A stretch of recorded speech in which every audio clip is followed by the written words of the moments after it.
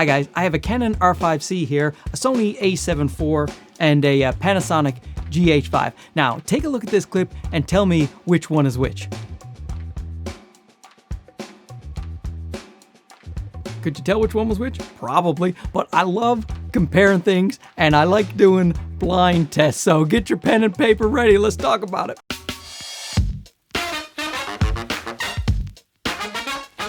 So thanks to Camera Canada for lending over the R5C. I have the combo of the 15 to 35 2.8L with the R5C. This is over $7,000 USD. I have the Sony A7IV with the 35mm 1.8 from Sony. This is about $3,200 USD, brand new. And then I have the Panasonic GH5 and the Sigma 60mm f1.4, which you can pick up for about $1,500 or $1,600 brand new. Now used, probably about 50 bucks. No, but really, maybe 1,100, 1,200 bucks for this particular lovely little setup. Oh, the Panasonic GH5, always a special place in my heart. Now, there's no ulterior motive behind this test. I just think this stuff is fun. I like to see them side by side, and I love these three cameras, and they all shoot in 10-bit. 4K 10-bit is what I went with, and they all shoot in log. So Panasonic, I did Vlog, and in the Sony, I did S-Log 3, and then in the Canon R5 C, I did C-Log 3, and I tried to keep the apertures at 2.8 for the Sony, the full-frame Sony, and the full-frame R5C, whereas the Panasonic, I did f1.4, because that way I get the relative, depth of field will be roughly the same, and the field of view will be roughly the same because I used 35mm focal lengths on the Canon and Sony, and I used the 16mm, which the equivalent to full frame is close to a 35mm. I tried to keep it as even-steven as I could. So here's what you're gonna do. Just get out your phone and do an app like the kids are doing, or be like old grandpa here and get out a piece of paper and a pen and write down which camera is which in each of the tests. Here we go. They're all mixed up, by the way. A, B, and C are gonna be different in every single test.